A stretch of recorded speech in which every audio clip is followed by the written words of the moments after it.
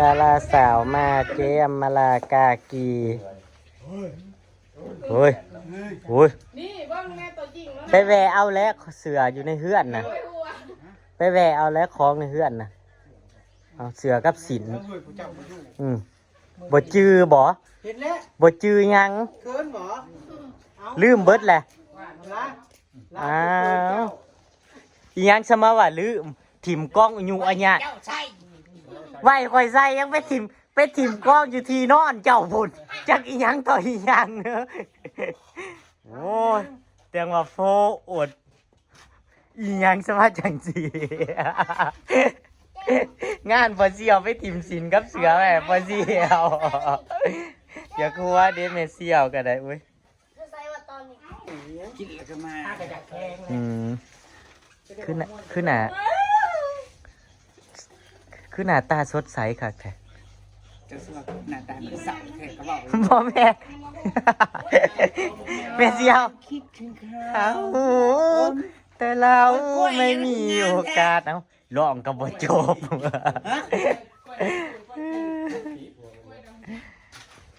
เอาว่าแม่กล้วยขี้อันเขาตักบอกใส่กล้วยมันได้น่ะมันคือกันเนาะคือแห่งกันบัดที่ทุกข์แล้วบ่มี ตั นา วย ดีทีมตะกี้บ้านเฮาผัดมีนายเอา ไม่เสียวมวนยุมือนั่นนะม่วนหมูดึงแขนไว้กะไม่อยากกลัวดิมือถ้าบ่พาเมื่อหาร้านนั้นอยู่นำเด็กกันเมื่อประมาณจักโมงบุเจ้าเมื่อน่ะบ่เจ้าเมื่อน่ะจนตีหนึ่งละไดตีหนึ่งปลายแล้วตีหนึ่งเลยเจ้าเมื่อน่ะก็พวกซอยบ่าวอ้อยนั่นซึ่งเจ้าเมื่อน่ะคอยเขาไปนอนไดเอากะเจอัมมาลาเจ้าว่าไผกะเจอัมมาลาเจ้าเดี๋ยวมีแต่เอิ้นคนทุกที่ว่าเจอัมมาลาเจ้ามาเบิ่งหน้าแล้วใกล้ๆเพื่อว่า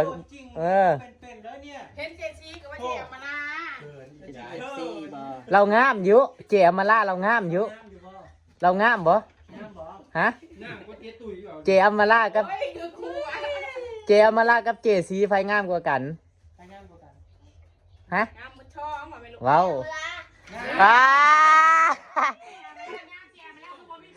เขาว่าเด็กน้อยบ่โกหกไหน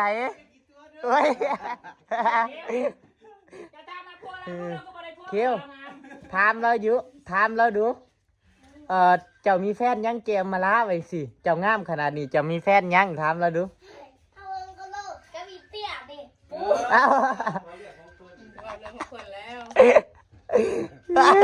ต้องไปเอาเสื้อเนี่ยออกมานั่นใส่บ่เสื้ออันดำๆเปิดเถอะเสื้อที่กูมึงออกมาใส่เฮ้ยแต่กูใส่เอ้าเสื้อดำไหนใส่เสื้อเนี่ยมันคือสวัสดีด้วยพี่น้องมันเสื้อเป็นงูจังปังแจ้งแป้งของกูน่ะนะกูว่าเห็นเอามันออกมาใส่บ่เอามาตอนใดเพิ่นไปเอาอยู่ในตู้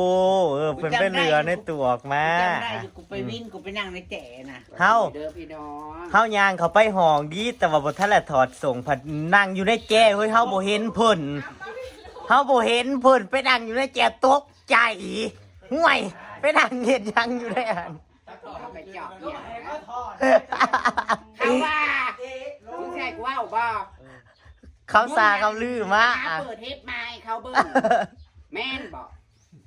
ตอนตัวยาวมาจะห้องจะได้บ่เสียข่อยกับไปอ่อนอัวกับมานะเฮ็ดมันขึ้นเป็นปิดกระดุมเสื้อให้เธอได้เล่นชุดเจ้าย่างก็ไปนะออกมานะเพิ่นแค่ได้เสื้อ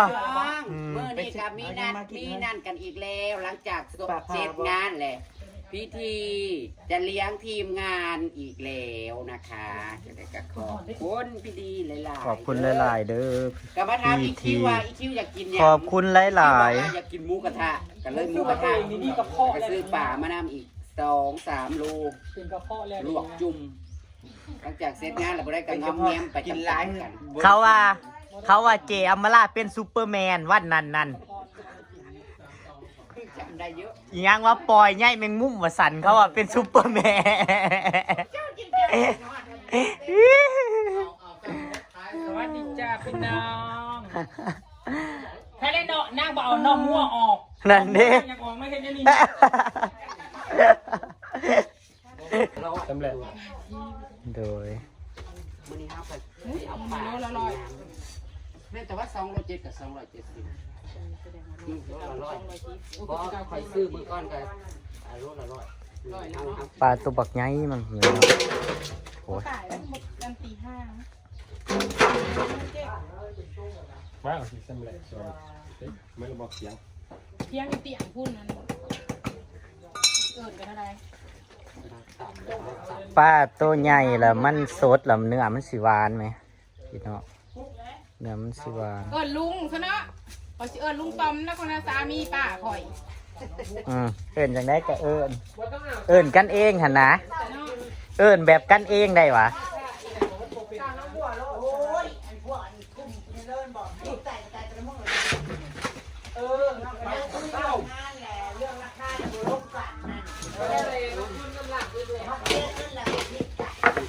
นั่นดิเพราะไง YouTube สิตกใจ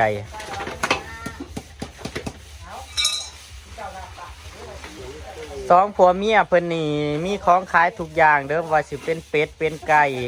เป็นไอติมเป็นหมูเป็นเห็ดเจ้านั่นย่างเบื่อยเต่าข่อยคันสั่นมือแรงข่อยสิเอาไปสูบเต่าก็เห็นเขาเฮ็ดคลิปแซ่ข่อยสิเอาโลนึงบ่ได้หลายอยู่โลนึง ได้ลายหรือบ่ เพิ่นสิขายหมูขายสร้างเพิ่นนะ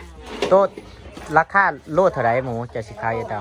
32,000ตัวสาม 32 กระแพงได้โล32,000ถูกได้เท่าไหร่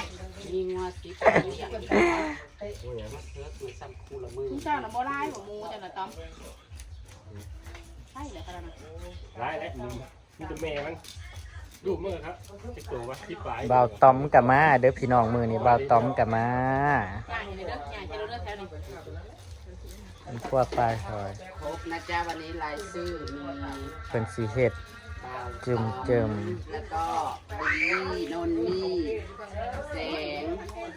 บ่าวสอนจะบ่บ่าวสอนเพิ่นสิได้มาบ่เพิ่นยาก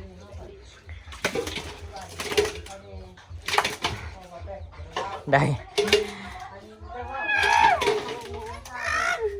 ทั้งได้กับคงกับเข่าวที่กินเนาะแล้วก็ได้ทั้งตีบน้ำ มีแจกตีบน้ำมือนี่ขอบคุณหลายๆเด้อมึงในเป็ดตัวใหญ่ๆหวานแห้งส่วนอาตีนั่งไปเอาหมูกระทะอยู่พี่น้องอยู่บ้านน้องบัว ไปกับน้องบิน มันจะสิได้แก้แห้งแก้เมื่อยจากเสร็จงานแล้วก็งอมแงมกันไปตามๆกันแต่ละคน สัมภาษณ์สัมภาษณ์ เมื่อไรที่นั่งถามจะเป็นดูไข่ คอยนะเอาเบิร์ดว่าจะอยากเป็นว่าจะลูกได้ก็จะเอาบ่ เจ้าหมอเจ้านาบตีเนาะเจ้านาบตีเขาเปลือกบ่เลือกเขาซานเอาเบิดอยู่ที่ว่าลูกชายสิเอาบ่เพิ่นถือใจใดเพิ่นสิแย่งตุยกับหัวเงาอยู่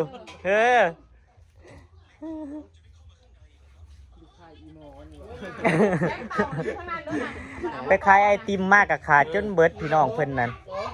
คายเบิร์ดจะเป็นกำไร ลูกไข่อีหมอ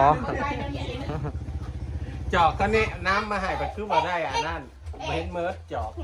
จอกบ่เบิดยังไงยัง จักสูตร มาล่านะลูก จักสูตรนั่นน่ะ โอ้ยอย่าบอกคืออะไรลูก กินเบอร์เบิร์ดดอกปานนี่ อันผู้เอากินมาเบิร์ดเอากำลังมู่ สบายดีป้าลุงหรือบ่รู้ เป็นอะไรลูกเป็นอะไรลูก คือสิบ่รอดนี่ย่างเซ่สุกเซ่ซาอาอยู่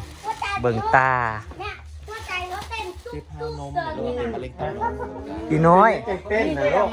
เต้นเลย มันเจ็บไล่นุ๊ก ดีนะโคตรดี มะเร็งต่อนมมีก้อนเนื้ออยู่ เดิ บ้าน ต่อเจซีคนจริงนะเอากา แข้งบางเนี่ย เจ้าทามข่อยเป็นหยังมาจึงเจ็บ เป็นยังเจ๊น่ะ มือนั่น เขากลับบอก หัวมันนั่นกำใส่กำควายกูเห็นอยู่ ทามไว้ก็ได้ เดี๋ยวโจ๊กห้าลงมาติดแตก เป็นอะไร คุณนั่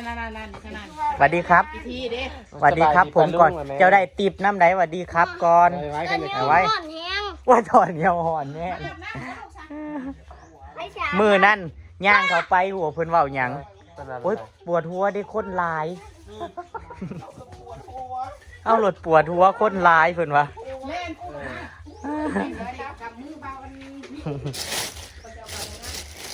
สี่สุดพี่น้องชุดละ300ปุ่นพอกินกระดอดสุดละ300ชุดบักง่ายมัน คือว่าเห็นเบียดมากเสียเห็นเงินเด็กจ้าบ่เบียดเหมือนคน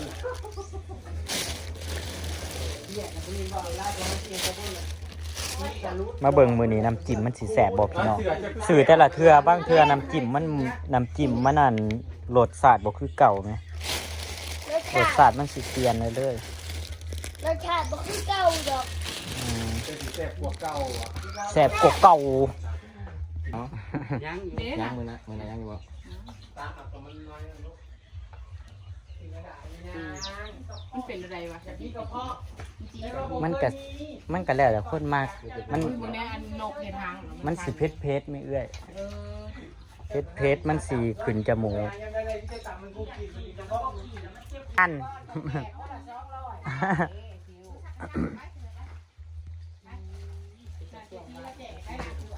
หน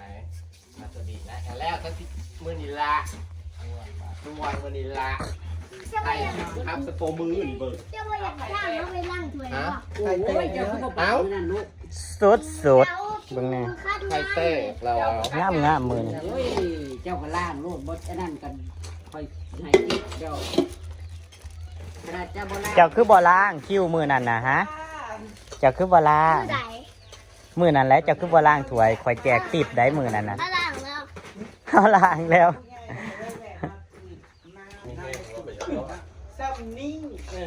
มาเด้อใครอยาก มาว่าเด้อกันบริเฮ็ดเด้อเดี๋ยวนั้นเด้อสิยังตายเด้อ ใครอยากก็ตามมา แล้วตามนี้เอง กินหมูกระทะพี่น้องกินหมูกระทะ เย้เข้าถ้วยแก้ว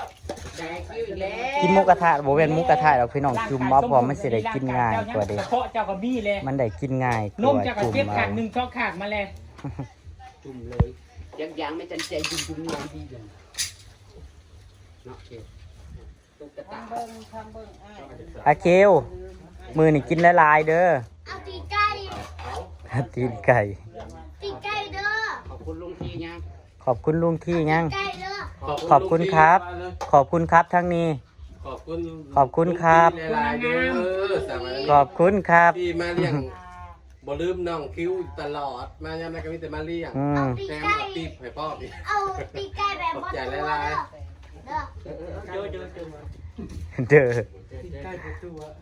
ระตู จับตัวเด้อชี้เจ้าเด้อตีนไก่ มีตีนไก่แบบบดตัวน้ำบ่หึมีตีนไก่แบบบดตัวน้ำอาคิว มันเป็น มีตีนไก่แบบบดตัวน้ำบ่อื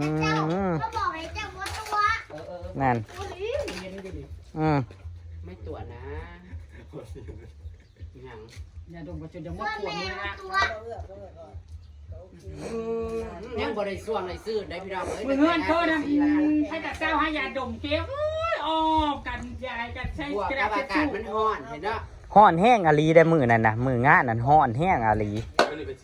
ห้อนแท้ห้อนว่า กระเปียกมันกระสรุปกระเปียกจะมี นั่ นะ นยังงันมาว่าพื้นกับว่าเด้อกินบ่อิ่มบอกนะเรื่องไอ้ซีน่ะ อีเดี๋ยวไปว่าอย่างได้เดี๋ยวไปจัดการจนพ่อยจอมนั่นนี่ แต่ว่ากินบ่อิ่มบ่จักนัวกับบ่พอ ไปเล่นนายดูกัน ถ้าไม่เซียว เจ้าได้ยินอยู่ว่าผู้ใดเว้าว่ากินบ่อิ่มบ่อีนั่นนั่น จักแล้วขอให้แต่แมงวันขี่ใส่เต็ม ไม่ว่าสิขาดหัว เอาคนมือได้จะในครัวหัว ถ้ากระดูกกระเดี่ยวมันเต็มไม่ได้ก็ได้แม่ผมเอาทิม ไผกับเมื่อยบอกยายสิเมื่อยบ่ได้เอาลูกไปใช้ข้าวแกง หัวงัว หัวบ่เอาบ่กินหัวมันก็แบกมาแล้วเนาะกิน หัวงัวจนเน่าแม่ซองหัว ชักลิ้นยังเขาเอาลิ้นตัวปากมันเขาเอาไว้เบิดแล้วก็เหลือแต่หัว เอาเขาไปนั่งตี้บ่มีไผกินบ่ ไปต้มแล้วก็โต มาแม่เด็ก เฮ็ดอันนี้เด้ออย่าเฮ็ด คิวอย่าเฮ็ดอันนั้น มา ต้มเป็นเรื่อย เซินเซินเซินเซินเซิน กินแล้วกินอีกแล้วสิแจกติ๊บ เซินแขกผู้มีเกิบทุกท่าน ที่เซิร์มาวันนี้ได้ติ๊บทุกคนสอนยัง ผู้ได้มากก็ได้ตีบเข้ามา เศร้าบาทเศร้า ได้ บา ร้าย ท บ่อ้าย ผู้ละ500 บาท เบาเอือกับเบาน้ำเห็นแววๆมาว่าคนละ1,500ประมาณนั้นมั้งเมเซียวตุย1,000อัตตีอัตตี2,000ฮะ ปัญหาเนี่ยบ่ได้บังคับกันให้กินเบิดได้จังเกะ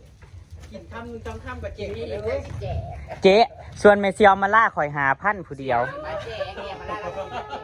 ฉันบอกเคยเห็นฉันก็ได้เห็นนี่นะ บ่เคยนะ ผมก็เห็น ผมเคยเห็นอย่าง ผ่านพี่ประสาทหอดเมื่อเพิ่น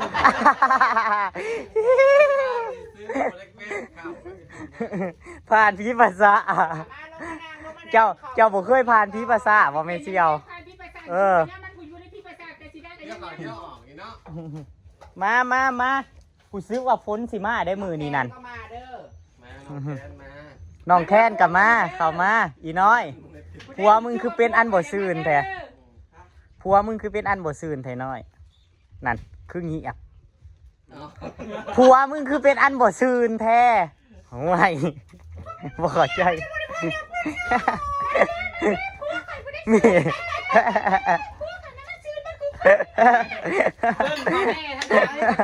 บ่เฮ้ย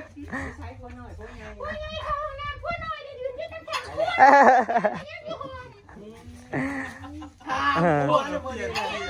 มือนี่ มาได้สิ มือนี่คือหลายผัวแต่ เฮ้ย